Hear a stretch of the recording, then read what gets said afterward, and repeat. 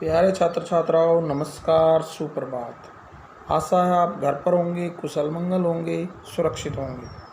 हम आपका ऑनलाइन शिक्षण करवा रहे हैं और ऑनलाइन शिक्षण में हम +2 कक्षा के इतिहास विषय के पाठ 6 का अध्ययन कर रहे हैं। इसमें आज हम एक महत्वपूर्ण टॉपिक पर चर्चा करेंगे।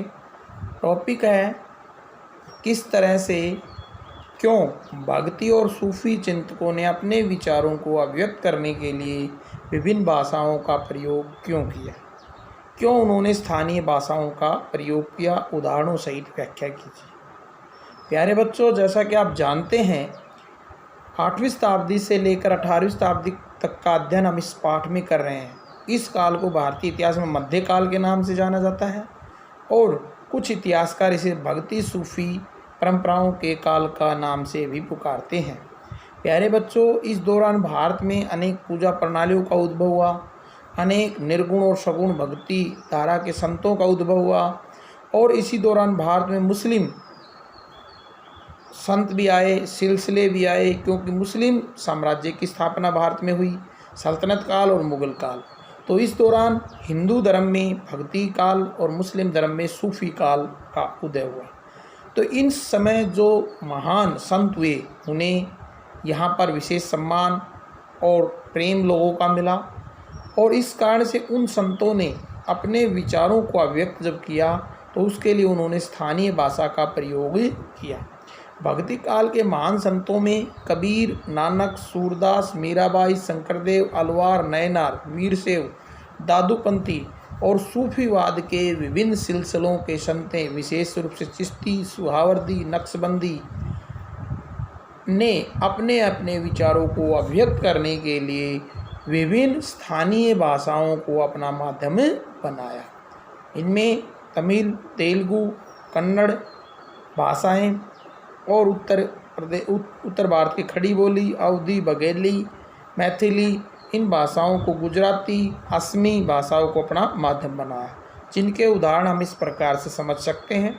दक्षिण भारत में विष्णु भक्त अलवार संतों ने और शिव भक्त नयनार संतों ने तमिलनाडु में तमिल भाषा का प्रयोग करते हुए अपने विचारों को व्यक्त किया। इस कारण से तमिलनाडु में भगवानों की तरह उनकी पूजा अर्चना आम लोग करने लगे, क्योंकि उनके विचार जल्द ही आम लोगों तक पहुँचे। कर्नाटक में वीरशैव मत के संस्थापक वासवन्ना ने अपने विचारों को वहाँ के आम लोगों की भाषा के माध्यम से प्रकट किया तथा अपनी पुस्तकों को कन्नड़ भाषा में लिखा। कबीर ने उत्तर प्रदेश बनारस में ब्रज भाषा, खड़ी बोली और अपने विचारों को अभिव्यक्ति का माध्यम बनाया।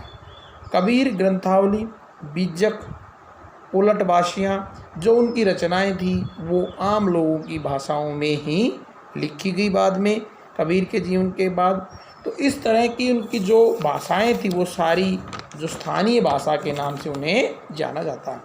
सिख धर्म के संस्थापक गुरु नानक देव जी ने अपने विचारों को अभिव्यक्त करने के लिए पंजाबी में अपने विचारों को रखा और पंजाबी भाषा जो कि पंजाब क्षेत्र में आजकल बोली जाती गुरुमुखी की लिपि है उसमें उसने अपने विचार अभिव्यक्त किए और सिखों के धार्मिक पुस्तक गुरु ग्रंथ साहिब की रचना भी बाद में इसी में हुई थी। उसमें कबीर और बाबा फरीद के विचारों को भी शामिल किया गया था। शंकरदेव जो कि आसाम के एक बहुत बड़े जागरूकता करने वाले महान संत हुए, उन्होंने असमी भाषा में अपने विचारों को अभिव्यक्त किया। उन्होंने शिव भगवान को अपना आराध्य मानकर उसकी पूजा अर्चना की। सूफीवादी संतों में अपनी अपनी शिक्षाओं और विचारों को स्थानीय भाषा में प्रकट किया। उदाहरण के रूप में बाबा फरीद ने पंजाबी भाषा में अपने विचारों को रखा।